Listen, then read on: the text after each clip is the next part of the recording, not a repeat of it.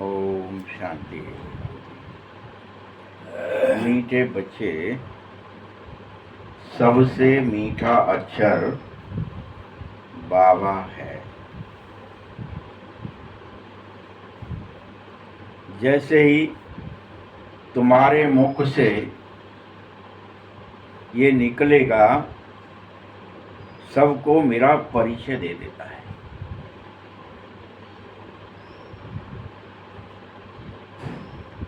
तुम्हारे मुख से सदा बाबा निकलता रहे, बाबा बाबा बाबा।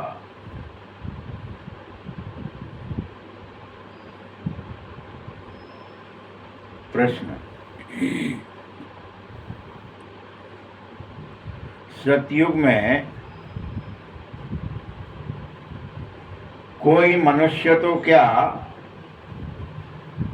जानवर भी रोगी नहीं हो सकते, क्यों?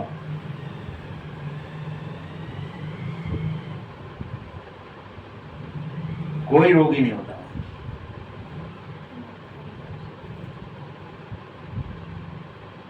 उत्तर है क्योंकि संगम पर बाबा सभी आत्माओं का और इस बेहद की सृष्टि का, सृष्टि में आते हैं ना सब, बाकी जीव जंतु, ऑपरेशन कर देता है। ऐसा ऑपरेशन जो रोग का नामो निशान भी नहीं रहता।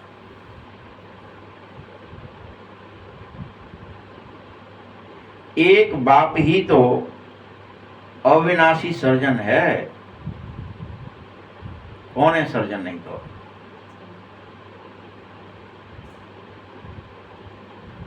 अभी जो सारी सृष्टि रोगी हो गई है,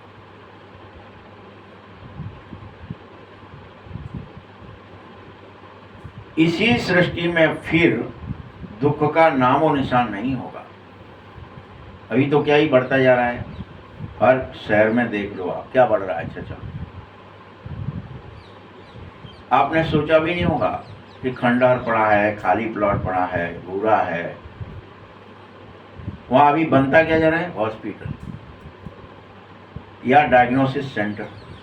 अब मैं रोड पे जाके देखो, और किसी की डिमांड ही नहीं है, और भीड़ कम नहीं हो रही।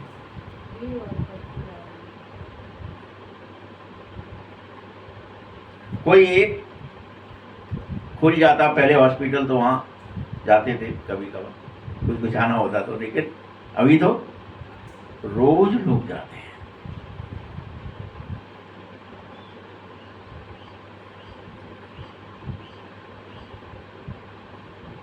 फिर इस सारी सृष्टि पर दुख का नाम और निशान नहीं होगा। यहाँ के दुखों से बचना है तो उसके लिए तुम्हें बहुत बहुत बहादुर बनो और बाबा को याद करो।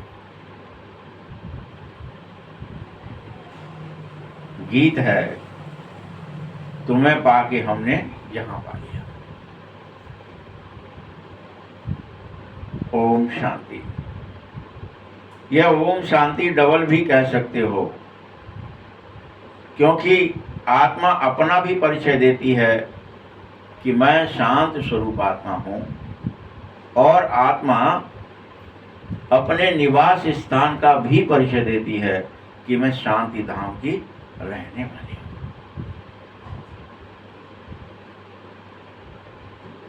बाबा की हम सभी संतानें हैं। हमारा निवास शांति धाम में है।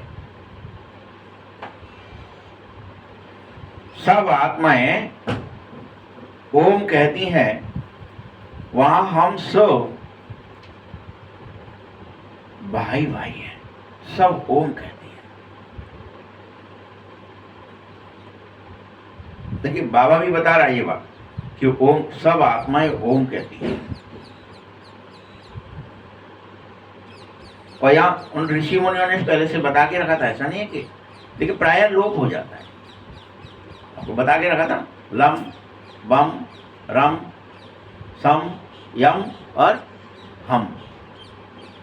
तो हम के बाद ओम,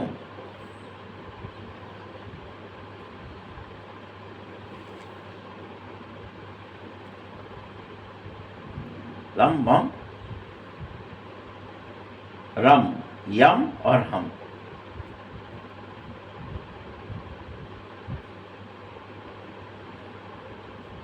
ओम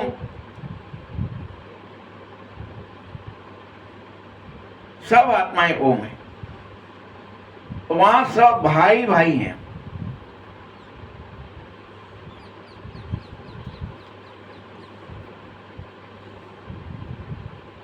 फिर यहां भाई बहन बनते हो। अभी तो भाई बहन से नाता शुरू होता है, बनना तो भाई भाई ही है। बाबा समझाता है तुम सभी मेरे ही बच्चे हो।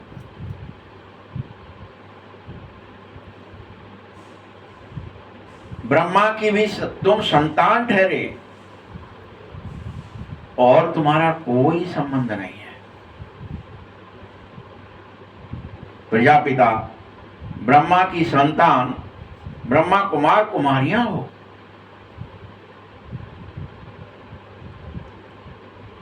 तुम सब पुरानी दुनिया को चेंज करने इस समय आ गए हो, निमित्त बनकर। ब्रह्मा बाप द्वारा फिर से नई सृष्टि रचने के निमित्त बनो।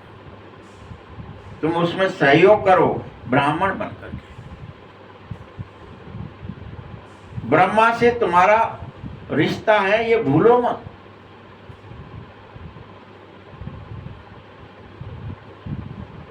देखो ये युक्ति भी तुम्हारी कितनी अच्छी है।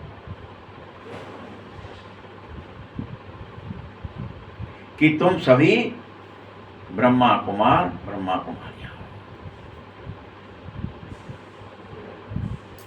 और निरंतर अपने को आत्मा समझ करके मुझ बाप को ही याद करना है। ब्रह्मा कुमार कुमारी समझ के नहीं करना है, निरंतर अपने को आत्मा समझकर बाप को याद करना है।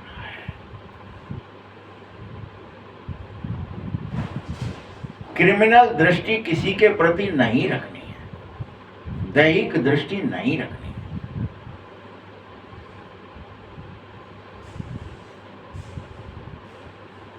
संसार के कुमार कुमारियां जब बड़े हो जाते हैं, जैसे जैसे बड़े होते जाते हैं, वैसी उनकी आपस में दृष्टि क्रिमिनल होने लगती है। छोटे बच्चे हैं, 2 साल 3 साल 5 साल, कोई क्रिमिनल का उनको पता ही नहीं है।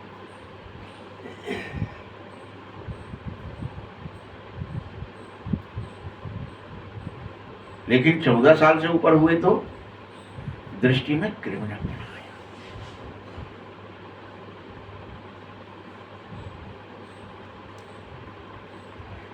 जैसे ही आंखें क्रिमिनल बनती हैं, फिर क्रिमिनल एक्ट करने लग जाते हैं।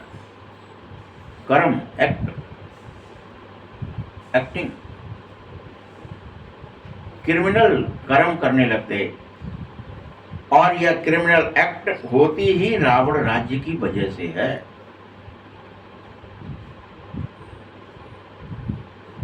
परंतु सतयुग में तो क्रिमिनल एक्ट होती ही नहीं है। जैसे बचपन में होते हो वैसे ही बुढ़ापे तक रहते। कोई क्रिमिनल असल्ट नहीं होती किसी के अंदर, किसी के भी अंदर।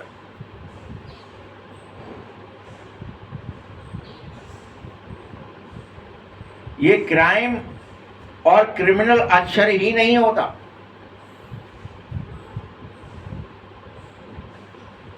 इस संसार में यहां बहुत ही क्रिमिनल एक्ट बहुत हो रही है।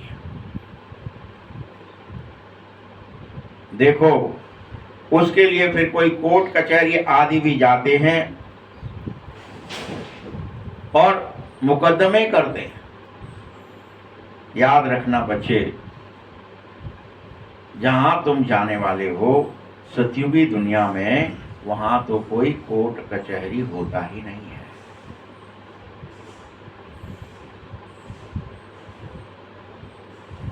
ना कोई ऐसा ये आश्चर्य लगेगा तुम्हें, ना जेल होती है, ना पुलिस होती है, ना चोर होता है। बाबा एक एक एक्ट बता रहा है वहां कैसा होता है। न पुलिस, न चोर, न जेल, और ना ही कोई कोर्ट और कचहरियां, न कोई, कुछ नहीं होता।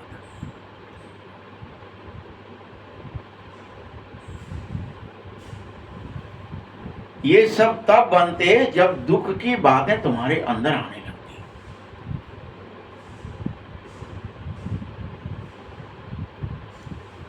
जो यह सब यहां हो रही हैं, इसीलिए बच्चों को समझाया जाता है, मीठे बच्चों, ये जो खेल है ना, सुख और दुख का, हार और जीत का, इसको तुम समझो अच्छी तरह से।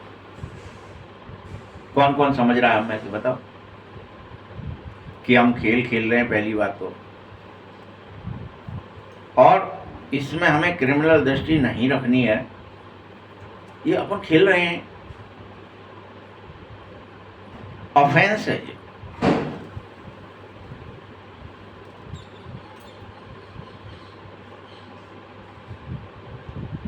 गाया हुआ है, माया के हारे हार है और माया के जीते जीत है। फिर भी तुम इस खेल को क्यों खेल रहे हो बाबा? माया जीत बनो। हर हालत में हर आत्मा को अपने समस्त विकारों को जीतना ही होगा, जितेंद्रिय बनना होगा।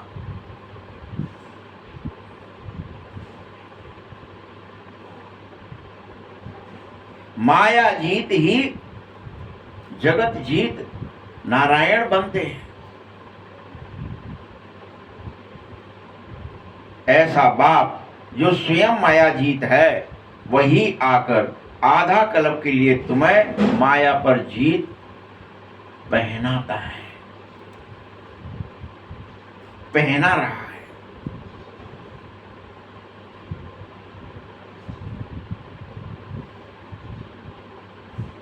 तुम्हें आधा कल्प के लिए हारना नहीं पड़ेगा, बिल्कुल भी।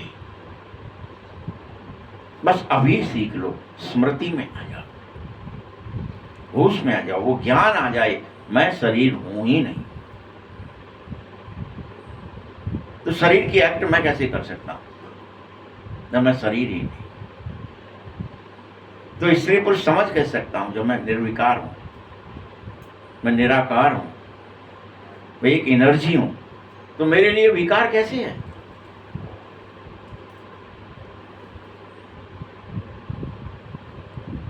बाबा कोई नई बात नहीं बताते हैं। बच्चे, तुम्हारे लिए यह साधारण पाई पैसे का खेल है, कोई बहुत बड़ा काम नहीं है कि तुम अतीन्द्रिय बन जाए, जितेंद्रिय बन जाए, निर्विकल्प बन जाए, निर्विकार बन जाए। ये कोई बहुत बड़ा काम हो गया। ये कैसा काम है? पाई पैसे का खेल है, ये कह रहा है बाबा। ये तो तुम्हारे लिए छोटी सी बात है।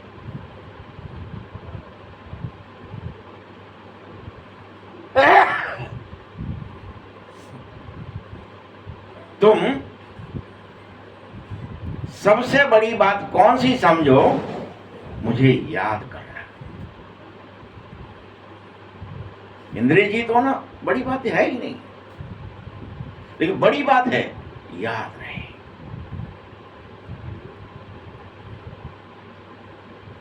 जो बच्चे याद करेंगे उन्हें अपना राज्य भाग्य पूरे आधा कल्प के लिए जरूर प्राप्त हो जाएगा। ये बड़ी बात है, बड़े बन जाओगे।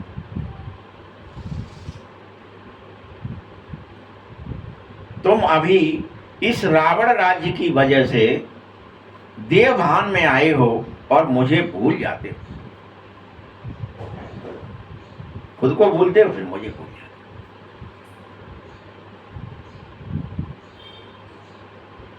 यह रावण बड़ा भारी दुश्मन है, जिसे हर वर्ष भारतवासी जलाते ही रहे। आज वही तो है दशहरा। क्या ही करोगे शाम को? भारतवासी जगह जगह जगह जगह उसकी एफिजी जलाएंगे।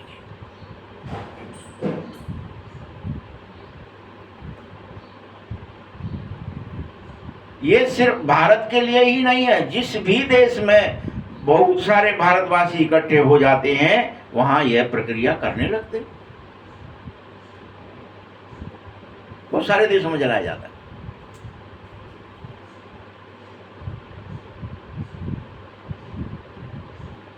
और इसको क्या कहते हो पता है?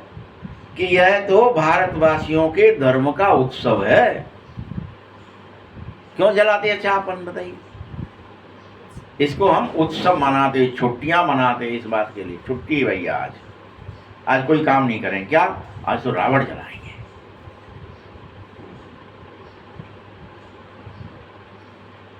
उत्सव है दिन भर। आज तो रावण जलेगा, आज तो रावण जलेगा, आज तो रावण जलेगा। कल से ही कह रहे थे बाबा, और कल ये धो देना, ये फलाना कर देना। उत्सव है भाई। किसका? धर्म का उत्सव।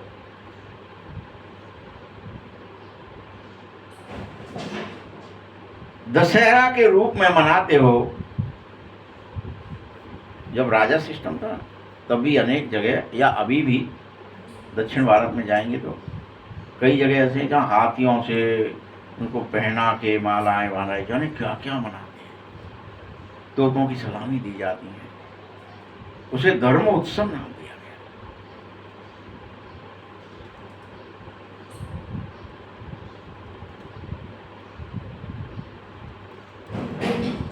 बच्चों, दशहरा मनाते हो, लेकिन अगर तुम्हारा ये आधा कल्प का देह अभिमान खत्म नहीं हुआ, जो 63 जन्म से है, जो आधा कल्प से है, 2500 वर्ष से है कि मैं शरीर हूं, जो आप वाम मार्ग में चले गए हो, मैं आत्मा नहीं हूं, मैं शरीर हूं, तो फिर इसे मनाने से कोई फायदा नहीं है। बच्चों को समझाओ कि ये तो बेहद की बातें हैं। रावण राज्य में तो अभी सारा ही विश्व फंसा है। अब ऊपर से एफिजी जलाने से राज्य नहीं खत्म हो रहा, अंदर से विकार को मारने से राज्य खत्म होगा। ऊपर से कितने ही रावण बना के जला दो, घर घर जला दो,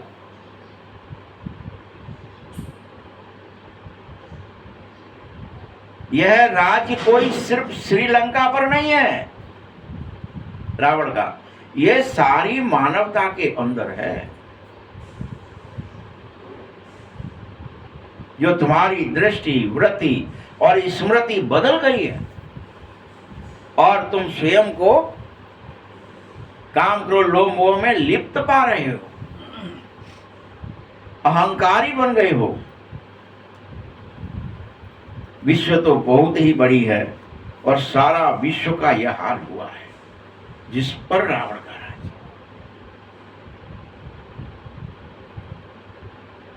भारत में जला लिया तो क्या ही हो जाएगा? कुछ नहीं होगा। बाबा ने समझाया है,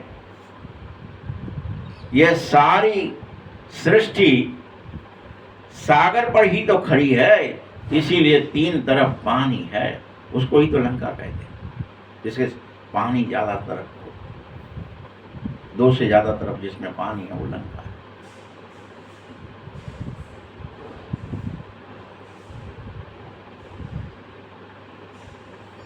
मनुष्य तो यहां कहते नीचे एक बैल या गऊ है, उसके सींग पर सृष्टि खड़ी है, और जब वह थक जाता है तो सींग बदलता है तो पृथ्वी थोड़ा हिलती है। परंतु यह भी तुम्हें सब समझ में आया कि यह बातें तो हैं ही नहीं। तो कोई समझते हैं पृथ्वी तो पानी पर खड़ी है, चारों तरफ पानी ही पानी है।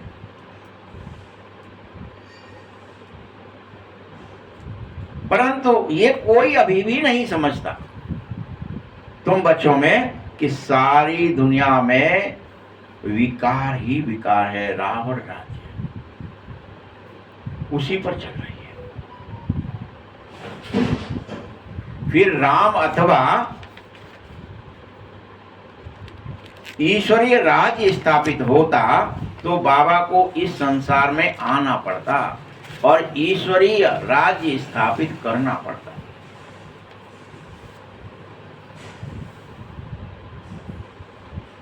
अगर तुम सिर्फ ईश्वर कहेंगे तो ईश्वर कहने से भी कह देते हैं अरे भैया ईश्वर तो सर्वशक्तिवान है, वह तो सब कुछ कर सकता है। यह भी बहुत फालतू महिमा हो जाती है मेरी।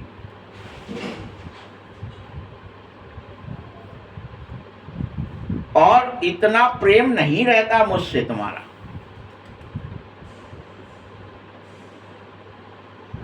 यहां तो तुम बच्चों को प्रेम के लिए एक संबंध बनाना पड़ रहा है और तुम सब मुझे ईश्वर नहीं अपना बाप कहते हो।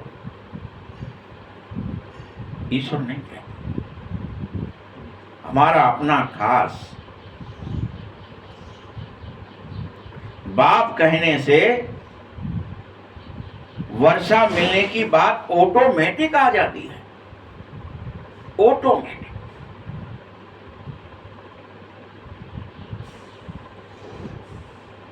इसीलिए तुम्हें हमेशा बाबा बाबा, शिव बाबा नहीं, बाबा बाबा, बाप बाप को बाबा भी कहते हैं तो वही कहना चाहिए, ये शिव बाबा कहते हैं।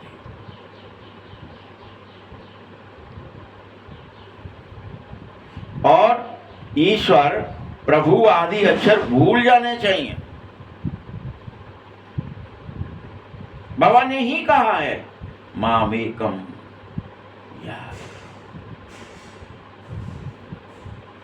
और उसके लिए तुम्हें बेहद अपनत्व लाना पड़ेगा।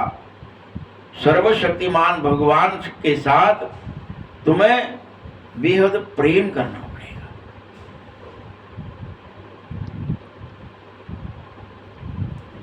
तुम प्रदर्शनी आदि में भी जब समझाओ तो भी घड़ी घड़ी मेरा ही परिचय देते रहो, बार बार शिव बाबा का परिचय।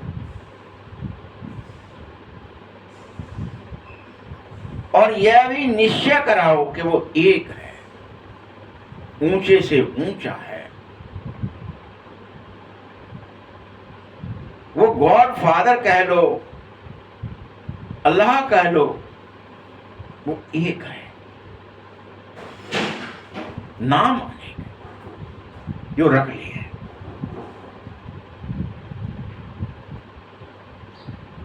लेकिन सब नामों में बाबा अक्षर सबसे मीठा है।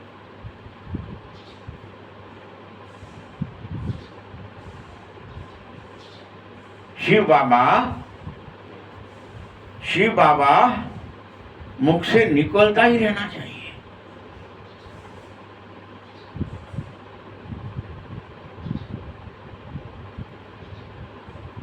मुख तो मनुष्य का ही होगा, कोई गाय का मुख थोड़े ही हो सकता है, लेकिन रमाना नहीं। इसलिए रमाने की वजह से उसको राम कहा। राम सकल नामन से अधिका, ये वरदान मुझे दे दो। नारद ने कहा था कि आपके नाम तो अनेक हैं, करोड़ों हैं प्रभु, आप भले निराकार हो, निर्विकार हो, और अनेकों नाम रखे गए हैं, लेकिन मुझे एक वरदान चाहिए आपसे कि ये राम का नाम सबसे अधिक प्रिय हो जाए, श्रेष्ठ हो जाए, सामर्थ्यवान हो जाए। इसलिए रावण राज्य की जगह राम राज्य हो जाए। राम सकल नामन से।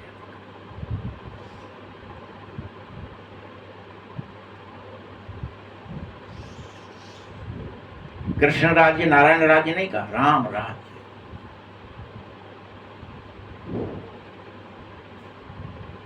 तुम शिव शक्तियां बन जाओ, तुम्हारे मुख कमल से ज्ञान अमृत निकलने लगे और देवभान भस्म हो जाए।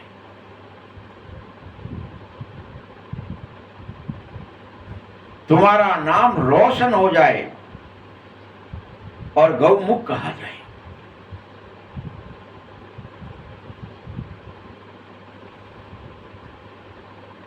गंगा के लिए ऐसा नहीं कहते हैं, मुख कमल से अमृत अभी अभी निकलता ही रहे।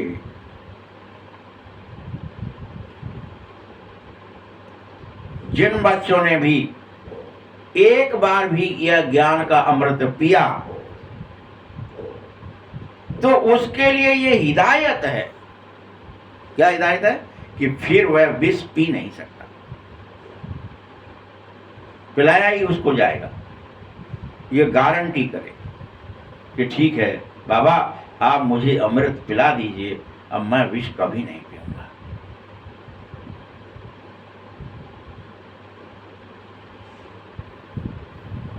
तुम यह भी जानो, जो लिखा भी है कि अमृत पीने से तुम देवता बन जाते हो, ये क्लियर नहीं लिखा, देवताएं थे ऐसे लिख दिया, जबकि वास्तविकता क्या है? अमृत पीने से दैत्य ही देवता बन जाते हैं। ये कहानी इस तरह से, और भगवान तुम्हारे लिए मोहिनी रूप लेता है, तुम्हें मोहित करता है, कहता है बस तुम मेरे कहने से ये अमृत पी लो तो देवता बन जाओ। मैं आया हूं तुम्हें असुरों से देवता बनाने। वहां दिखा दिया कि वो तो आया तो था, लेकिन असुर भी रहे, देवता भी रहे। देवताओं को अमृत पिलाया, असुरों को मदिरा पिला दिया, फलाना कर दिया। वो कहानी को ही उलट पुलट कर दिया। बाबा कहता है स्पष्ट, मैं आया हूं असुरों को फिर से देवता बनाने। कल्प कल्प ऐसा ही कर।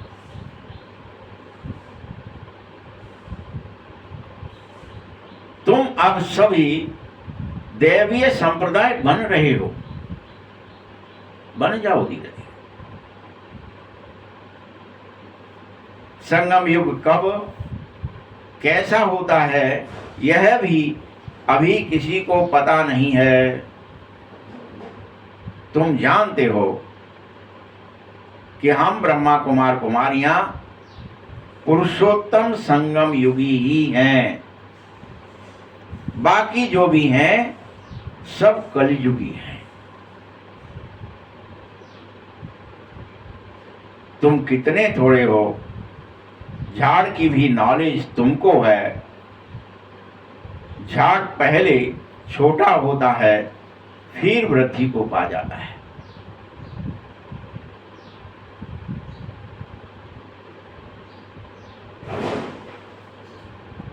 पहले छोटा होता है। कितनी इन्वेंशन निकालते हैं। अभी देखो, झाड़ बड़ा हुआ है तो इन्वेंशन निकलती है कि बच्चे कम पैदा हों, बच्चे कम पैदा हों। कैसे हों? परंतु नर चाहत कछु और भई कछु और की और, भई कछु और की और। अब पैदा कम या ज्यादा का समय ही नहीं बचा है। अब तो सबकी मृत्यु होनी ही है, जिसे कोई टाल नहीं सकता। पैदाइश की तो बात छोड़ दो, क्या कह दिया? क्या होनी है? मृत्यु होनी है। यह फसल है बच्चे, शरीर रूपी। अब यह फसल बहुत अच्छी हुई है और बरसात आ जाए तो कितना नुकसान करती है। ऐसे ही नेचुरल कैलेमिटीज तो को कोई समझ न सकेगा ये कहां से और कब और किस परिस्थिति में आएंगी।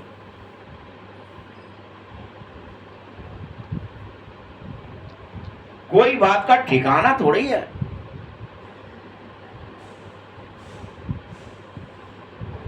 जैसे उस फसल के अंदर कोई अच्छी खड़ी है और बर्फ के ओले पड़ जाते हैं तो कितना ही नुकसान हो जाता है,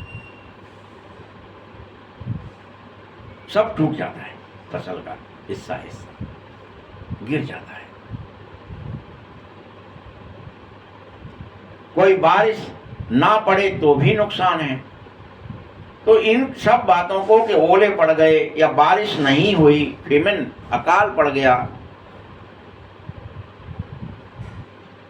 इसको कुदरती आफतें कहा जाएगा, जो मनुष्य रूपी फसल को नष्ट करेंगे। यह ढेर होने ही वाला है।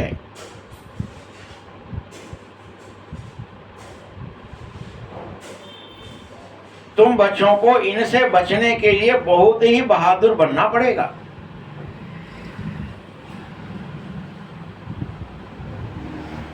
देखो, इस पूरे प्रकृति का ऑपरेशन होने वाला है।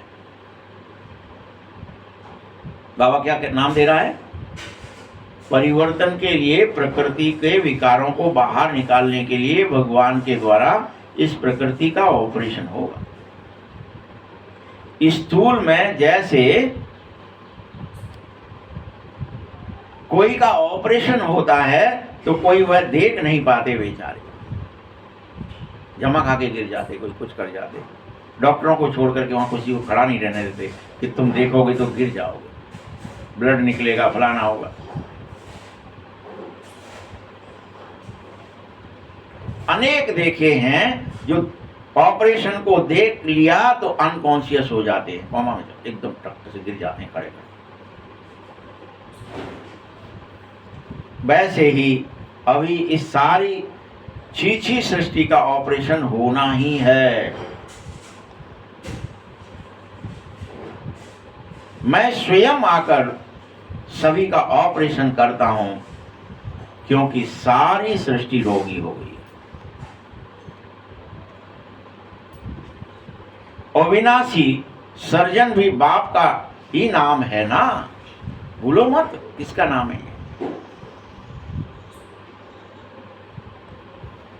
वही बाप सारे विश्व का ऑपरेशन कर देगा, जो फिर विश्व में रहने वाले को कभी दुख नहीं होगा। बाबा बेहद बड़ा सर्जन है।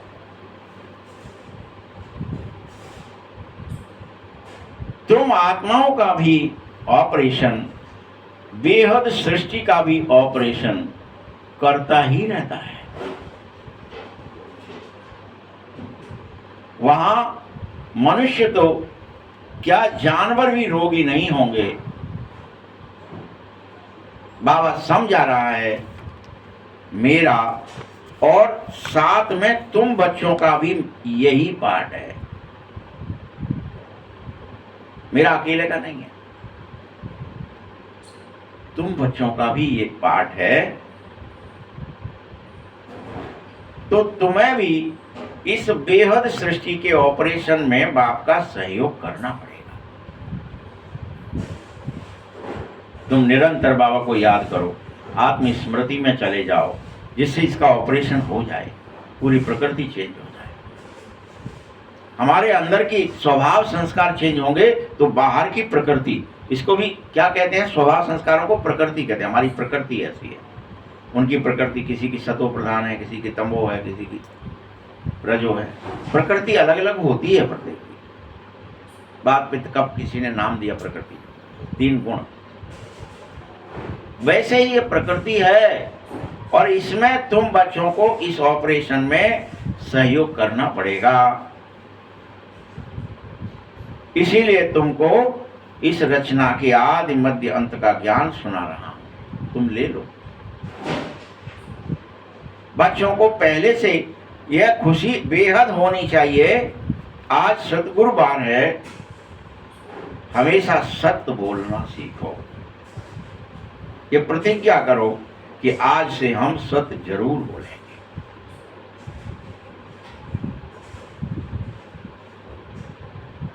व्यवहार और व्यापार में कहते हैं सत्य बोलो, ठगी की बात न करो, लेकिन फिर भी मानते नहीं।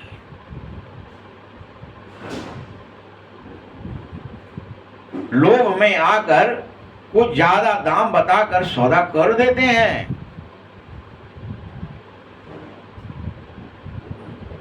सच तो कभी कोई बोलता ही नहीं है, उल्टा झूठ पर झूठ बोलते जाते हैं। तुमसे कह रहा हूं मीठे बच्चों, सत्य को याद करो। कहते भी हैं सत नाम संग है।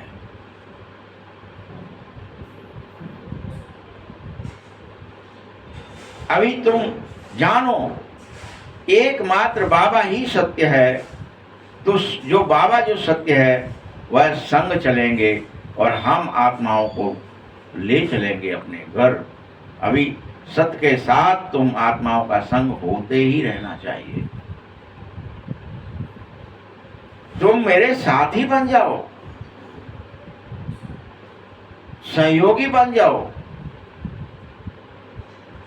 तुम यह भी जानो कि शिव बाबा सत्य में आ गया है। भगवान को, शिव बाबा को सत्य कहा जाता है। सत्य ही शिव है।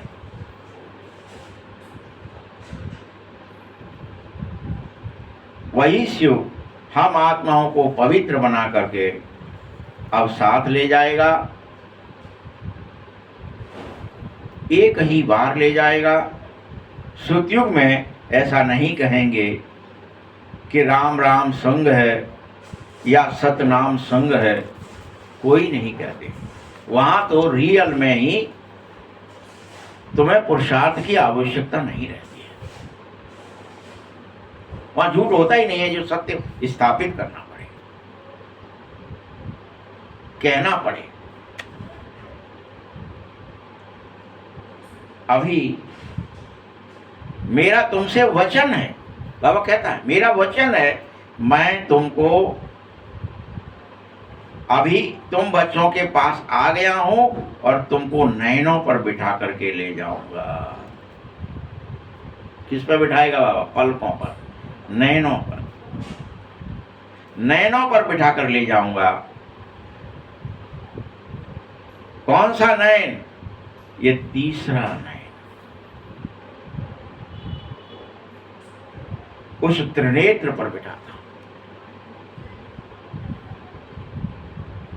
तुम जानो और इसे सत्य मान करके स्वीकार करो कि बाबा आ गए हैं और हमें घर साथ ले जाएंगे। ये सत्य है।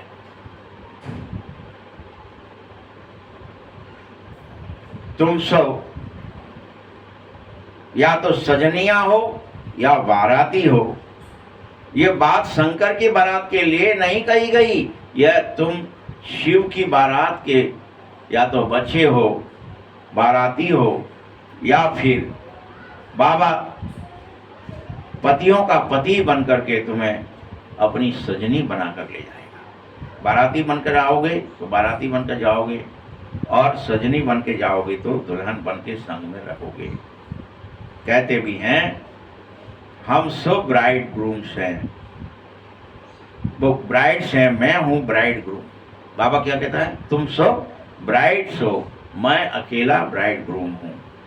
अब तुम आशिक हो, मैं हूं मासूक। मासूक एक ही होते हैं। तुम आधा कल्प से मुझ मासूक के आशिक हो। मैं भी आया हूं तुम सबको भक्ति का फल देने। तुम सब भगत हो। भगतों की रक्षा करने वाला भगवान आया है। आत्मा तो भक्ति करती है शरीर के साथ। सतयुग त्रेता में भक्ति होती नहीं। भक्ति का फल सतयुग में भोगते हो। जो अब बच्चों को दे रहा हूं वह तुम्हारा मासूक है, जो तुमको साथ जरूर ले जाएगा। फिर तुम अपने पुरुषार्थ के अनुसार जाना और जाकर राज्य और भाग्य दोनों ले लेना। ये कहाँ भी कहीं लिखा नहीं है। कहते जरूर हैं कि शंकर ने पार्वती को अमर कथा सुनाई, लेकिन भूल जाते हैं कि शिव ने ही पार्वती को सुनाई है और तुम सब पार्वतियां अभी वही कथा सुन रही हो। और मैं ही एकमात्र सुनाने वाला अमरनाथ हूं, जो तुम्हें सभी पार्वतियों को ये अमर कथा सुनाता हूं। अमरनाथ एक को ही कहा जाएगा, ऊंचे से ऊंचे बाप को कहा जाएगा, जिसको जो निराकार है, जो निर्विकार है, जो निरअहंकार है, वही तो अमरनाथ है।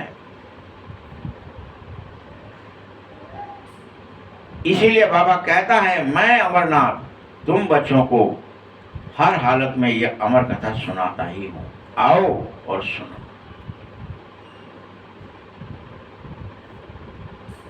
भला शंकर यहां कहां से आवे और पार्वती कोई एक है क्या जो सुनावे? शंकर तो सदा ही सूक्ष्म वतन में निवास करता है, जहां सूर्य चांद की भी रोशनी नहीं रहती।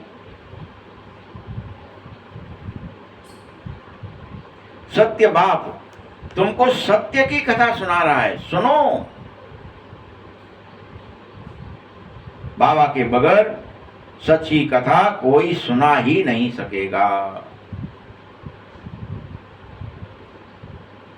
यह भी समझो मीठे बच्चे, फिर कहता हूं, विनाश होने में कोई समय नहीं लगेगा। तुम विनाश की तैयारियों के चक्कर में, विनाश कब होगा, विनाश कब होगा, तब तैयारी करेंगे। विनाश में कोई टाइम नहीं लगेगा। अभी तुम पूरी की पूरी तैयारी कर लो, विदेही होने की। बेहद बड़ी दुनिया है, ढेर मकान है, ये सब गिर जाएंगे और खत्म हो जाएंगे। हो ही रहे हैं, दिख रहे हैं। ढेर कितने ही बन जाए, पूरा कलयुग मकान बनाने में ही लगा हुआ है। क्या ही करो मकान बनाओ, क्या ही करो मकान। पृथ्वी को न पेड़ चाहिए, न पौधे चाहिए, न अन्न चाहिए, बस क्या चाहिए? मकान। खेती बेचो, मकान बनाओ। बेच दो खेती, मकान बनाओ। ये सब तुम्हें पता नहीं है अभी। बाप को तो हर कल्प का पता है कि अर्थक्वेक में कितना नुकसान होने वाला है। ये हिलाया और सब गिर जाएंगे। बाबा को तो सुविधा हो जाएगी ना, जल्दी हो जाएगा सब कुछ। नहीं बाबा काम का ढूंढेगा। और कितने मरेंगे। हाँ, बाकी थोड़ा छोटा झाड़ होगा जो बच जाएगा फिर से, कोई कोई कहीं कहीं। बाद में फिर ये परिस्थान भी बन जाएगी दिल्ली।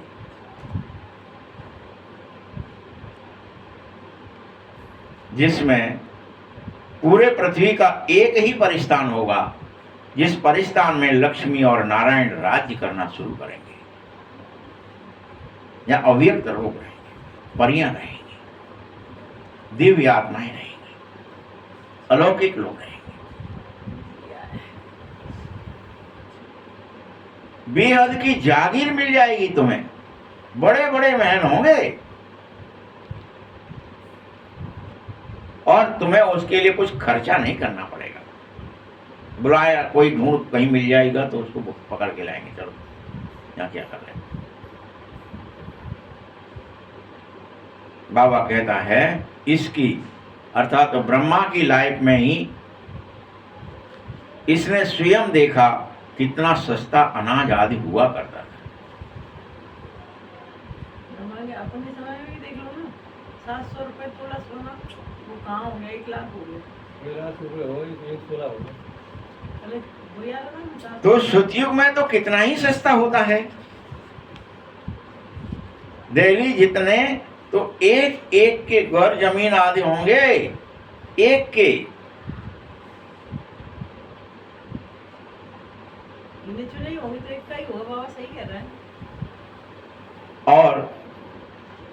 हर एक का घर मीठी नदी के पास होगा हुआ हुआ नहीं को दबाएंगे बाबा। और वहां उसका राज्य चलेगा।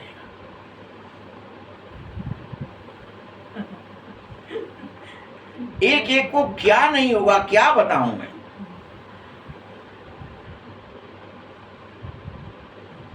सब कुछ अथाह होगा। वहां के फल फूल अगर तुम देखो तो बड़े बड़े होंगे। तुम सूवी रस पीकर अभी सिर्फ आते ही हो, वह यथार्थ में तुम्हारे को पिलाया जाएंगे। ऐसे फल होंगे, ढक्कन खोलो और सूवी रस पी लो, और उसको फेंकेंगे तो वो फिर सड़ जाएगा, गल जाएगा, फिर उसमें से कोई चीज उत्पन्न हो जाएगी। वो खाद का काम कर रहा है। कुछ बनाने जैसी नहीं होगी कि हमें गिलास चाहिए, कटोरा चाहिए, चम्मच चाहिए, कुछ नहीं। फल के अंदर सब होगा।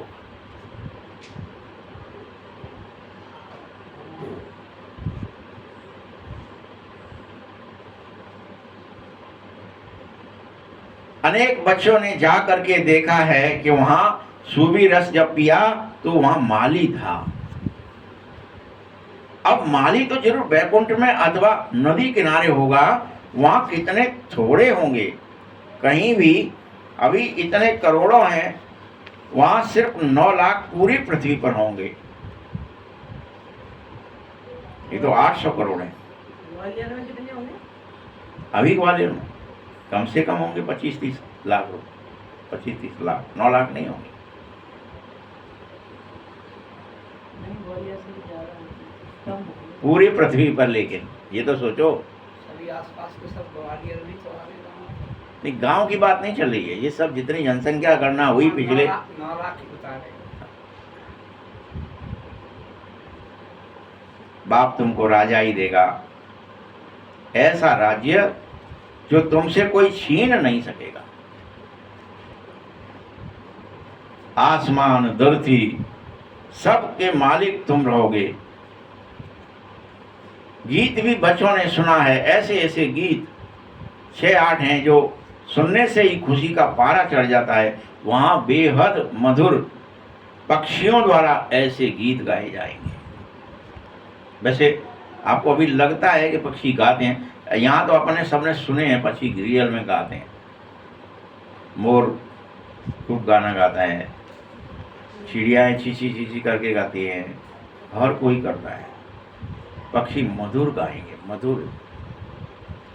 वो गाने के लिए कोई वहाँ पे गाने वाला नहीं चाहिए था। पक्षी जगाएंगे, पक्षी सुनाएंगे।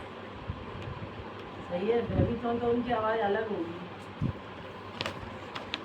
अभी तो देखो सबकी अवस्था कुछ न कुछ गड़बड़ हो गई है। जो चाहो सो गीत बजा लेते हो। वहां तो सिर्फ खुशी और आनंद के गीत होंगे, उनको सुनकर रोमांच होगा। बाबा बहुत युक्तियां बता रहा है, बच्चे अपने को हर्षित मुख बनाना ही चाहिए तुम्हें। बाबा को लिखते हैं बच्चे, बाबा इतनी खुशी अभी रह नहीं पाती है, माया का तूफान, अरे माया का तूफान आए तो तुम बाजा बजाओ।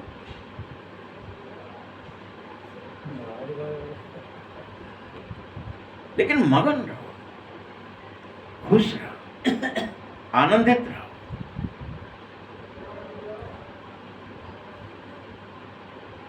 खुशी के लिए बड़े बड़े मंदिरों में भी फाटक पर बाजा बजता ही रहता था।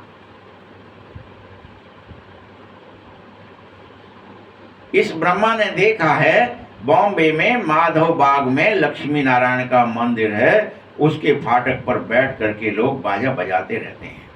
कोई पहुंचेगा वो तू तू तू तू तू तू तू तू तू जो भी कुछ बजाना है उनको बजाएंगे।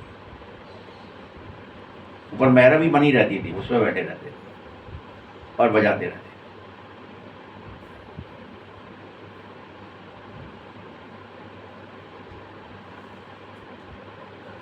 तुमको कहते हैं ये फिल्मी रिकॉर्ड क्यों बजाते, उनको क्या पता ये अभी ड्रामा अनुसार काम में आने वाली चीजें हैं, इसका अर्थ भी तुम बच्चे समझो। ये सुनने में भी खुशी हो जाएगी, परंतु बच्चे बार बार हैं कि भूल जाते हो। वर्ष में कितने, क्या हुआ, गमी हो जाए किसी के में घर में, तो गीत सुनकर खुश हो जाए, उसकी गमी खत्म हो जाए। ये बड़ी वैल्यूएबल चीज है।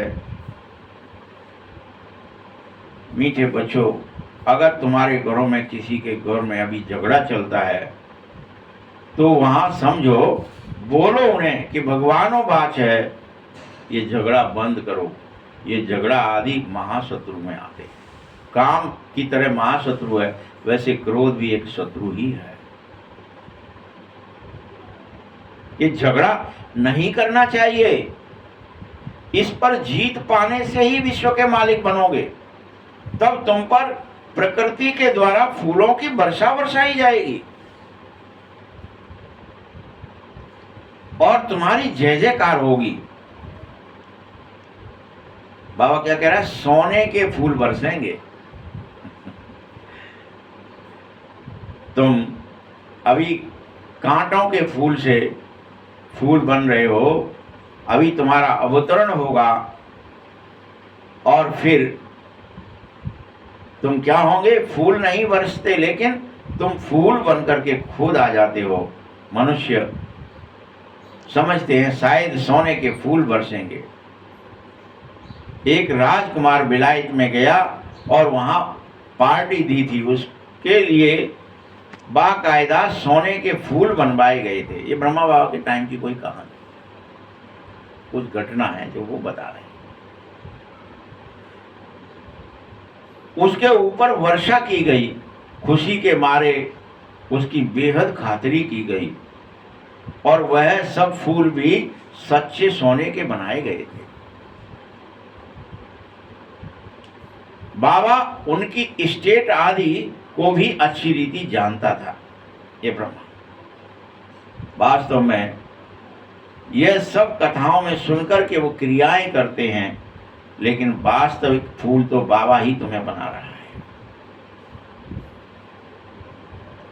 तुम पवित्र फूल बन जाओ, निर्विकार बन जाओ। सोने के फूल तुम ऊपर से उतार भले लो। बच्चों को लॉटरी मिल रही है विश्व की बादशाही की। जैसे लौकिक बाप बच्चों को कह रहा है, मीठे बच्चों तुम्हारे लिए मैं सब कुछ लाया हूं। जो बच्चे कितना खुश हो जाए। बाबा भी कहता है, मैं तुम्हारे लिए ये वहिष्ठ लाया हूं, बैकुंठ हथेली पर लाया हूं। तुम इसमें राज्य करो और बेहद खुश हो जाओ।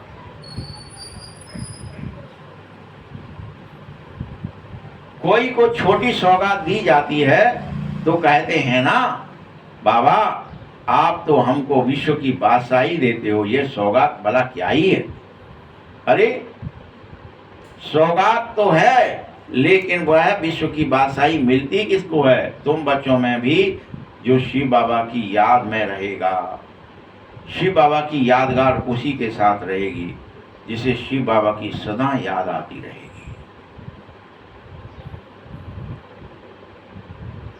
तो तुम्हें पदम मिल जाएंगे। अच्छा मीठे मीठे सखी हृदय बच्चों प्रति माता पिता बाप दादा का याद प्यार और गुड मॉर्निंग। रूहानी बाप की, रूहानी बच्चों को नमस्ते। रूहानी बच्चों की भी बाप दादा को बहुत बहुत याद प्यार और नमस्ते। धारणा के लिए मुख्य सार है, सत्य के संग वापस जाना ही पड़ेगा। इसीलिए तुम्हें हर हालत में सच्चा होकर दिन भर रहना चाहिए। दिन भर रात भर सच्चे बनकर रहो। झूठ नहीं बोलेंगे, कपट नहीं करेंगे, छलेंगे नहीं, चोरी नहीं करेंगे, लोभ नहीं करेंगे, मोह नहीं करेंगे, सच्चा बनकर, क्रोध नहीं करेंगे, कामी नहीं बनेंगे।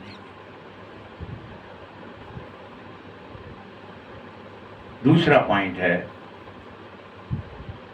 ब्रह्मा बाबा के बच्चे आपस में हम भाई बहन हैं, इसीलिए किसी के प्रति क्रिमिनल दृष्टि नहीं रखेंगे, क्रिमिनल एक्ट नहीं करेंगे, दृष्टि भी नहीं रखेंगे और कोई कर्म भी क्रिमिनल नहीं करेंगे। भाई भाई की दृष्टि से और भाई बहन के सिवाय ज्यादा से ज्यादा और किसी संबंध के बाण में भी नहीं जाएंगे। यही सार है इसमें।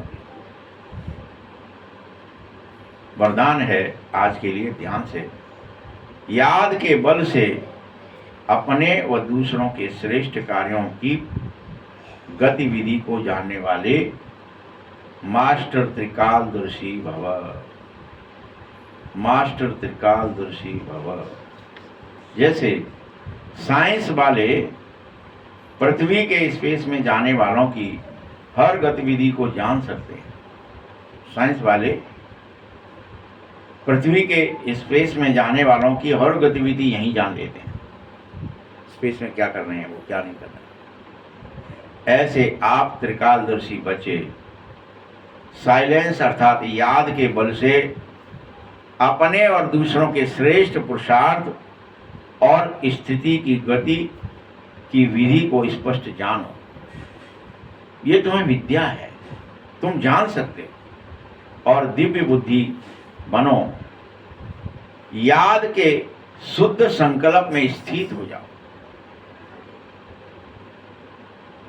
त्रिकालदर्शी भव का वरदान प्राप्त कर लो। नए नए प्लान प्रैक्टिकल में लाने के लिए बनाओ जो स्वतः इमर्ज होने लगे कि मुझे फरिश्ता बनना है, देवता बनना है। स्लोगन है,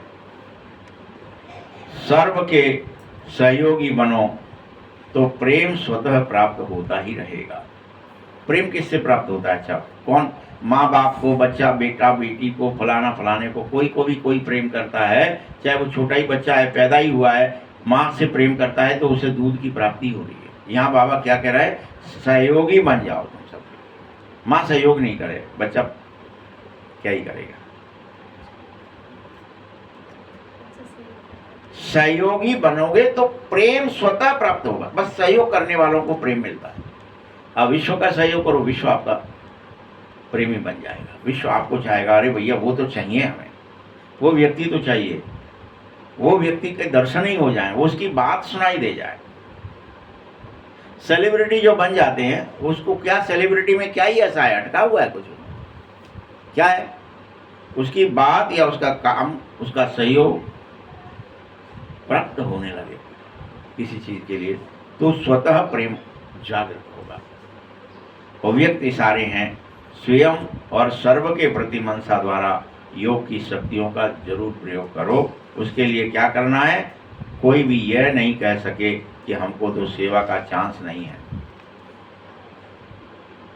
कोई बोल ना सके तो मनसा वायुमंडल को से सुख की वृत्ति, सुखमय स्थिति से सेवा जरूर करनी चाहिए। अगर तुम्हारी तबीयत ठीक नहीं है तो घर बैठ के भी मानसिक शुद्ध संकल्पों का स्टॉक जमा करो और सहयोगी बनो। शुभ भावनाएं पैदा करके संसार में फैला दो कि सबका कल्याण हो जाए, सबका भला हो जाए, विश्व का कल्याण हो जाए। फिर ओम शांति।